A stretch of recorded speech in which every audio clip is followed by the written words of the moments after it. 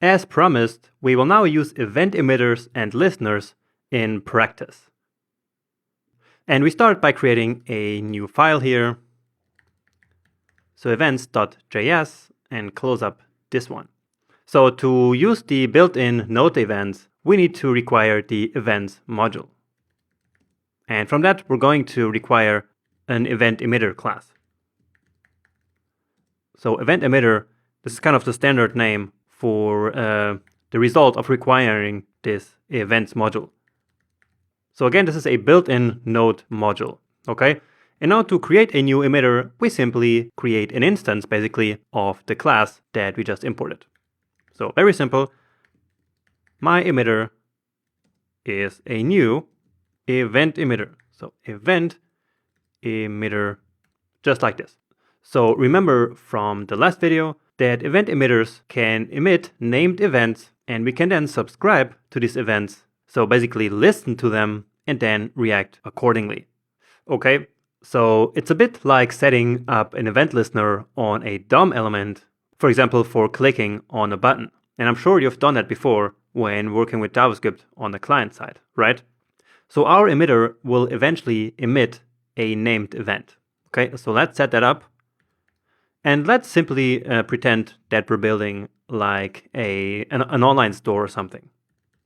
Okay, so we can say my emitter.emit, and then we can make up any event name that we want. Okay, so we want to emit an event called new sale. Okay, and using the example of clicking on a button that I used before, this emitting here is like as if we were clicking on the button. And so now we have to set up these listeners. Okay, and let me actually do that before here. And so again, we use our my emitter object, and on that we use the on method. Okay, so on new sale, and then the callback function, which is going to get executed as soon as the event is emitted. So as usually, let's simply log something to the console. There was a new sale. Okay, and let's add another one. So remember that I said earlier that one of the nice things about these event emitters is that we can actually set up multiple listeners for the same event. So let's do that here.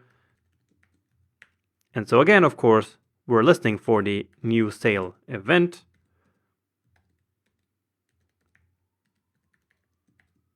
And then log just something else. Doesn't really matter here. So customer name, for example, Jonas. So let's test this out. Clear the one from before, and we use node and then events.js. So there was a sale and customer name Jonas. And so you see already that it's working. So great.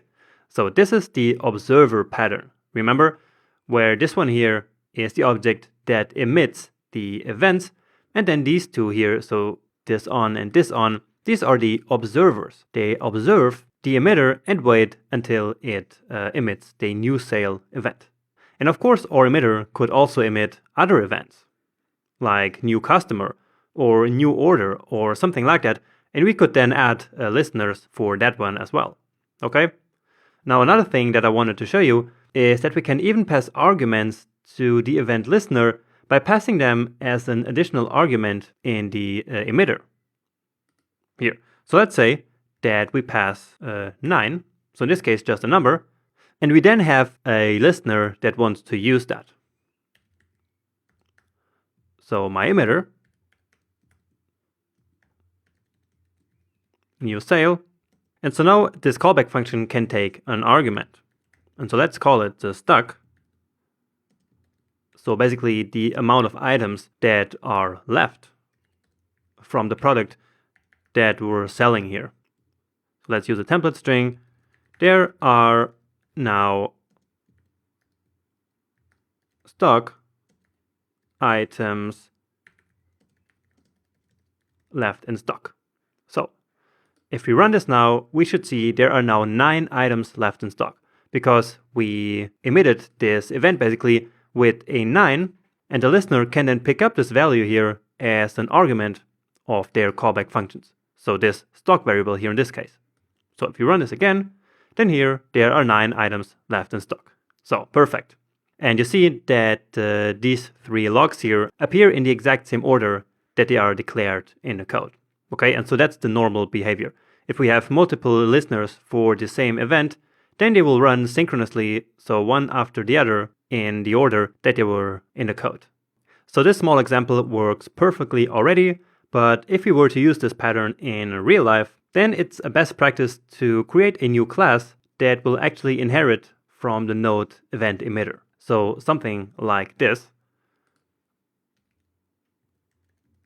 So let's say class sales extends event emitter. And that is ES6 or ES 2015 syntax for class inheritance. And again, I hope that you're familiar with ES6 at the time you're taking this course, okay? So in broad terms, the event emitter is a class, so the one that we imported from events, and our sales class is the new class that we're creating and that inherits everything from the event emitter class, okay?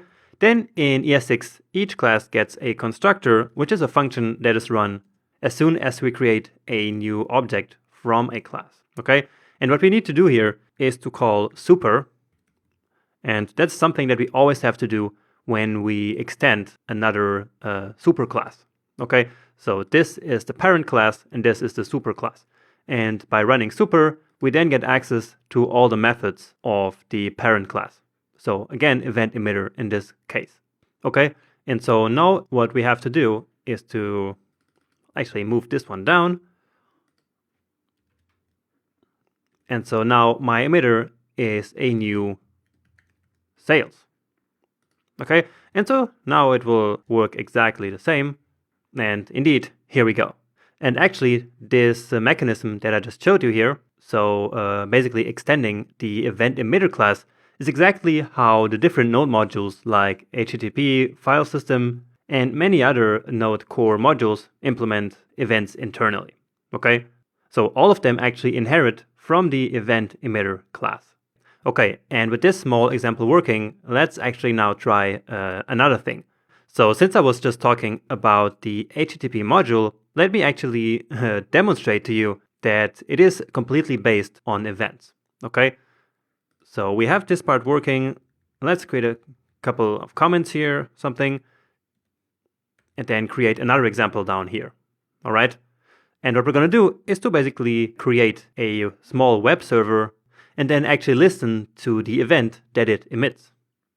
Okay, so up here, we need to import the HTTP module.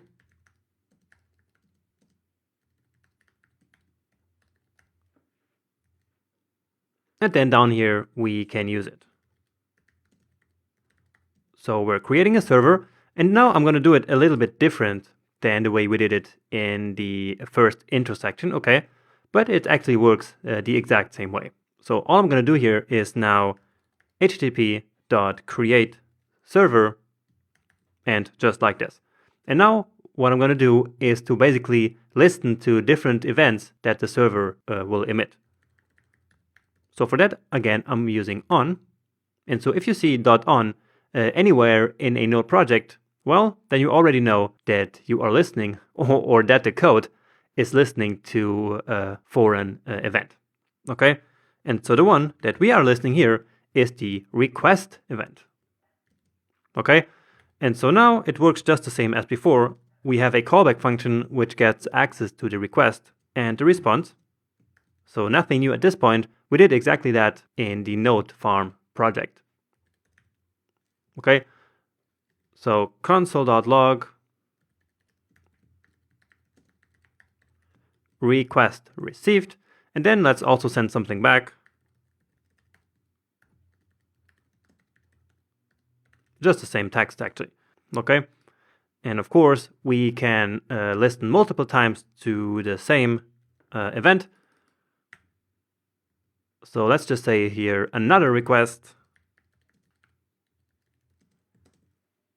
Using some emoji here just to make it pop a little bit more. And no, it's not appearing. What's going on here? Here we go. So listening to request, and we can also listen to the close event. So server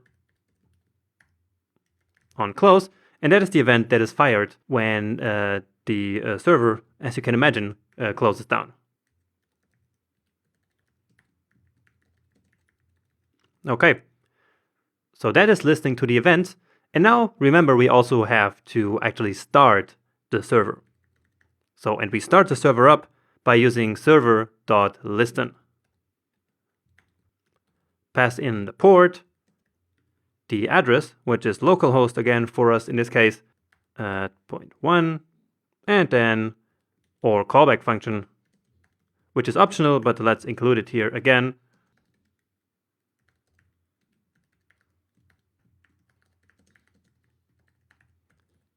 Waiting for requests. So let's actually start this. And we see waiting for requests. And the application is not shutting down. And now you know why it doesn't shut down, right? It is so because the event loop is still waiting for incoming I/O, right? So that's what we learned in the event loop lectures. Okay, now let's actually do a request on port 8000 on this URL.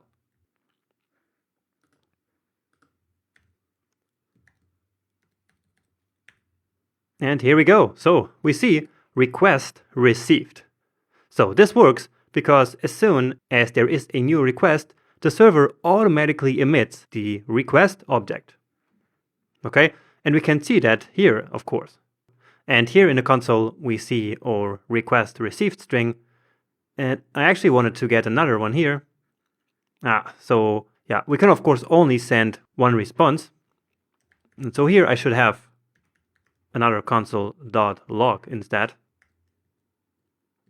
So let's exit this, start it up again, reload. And yeah, so now we get a request received, which is from this first event listener, and another request from this second event listener. One thing that you're probably noticing is that each of these here actually is logged twice. So that means that the server is actually emitting the request event twice as well. So let's see why that is.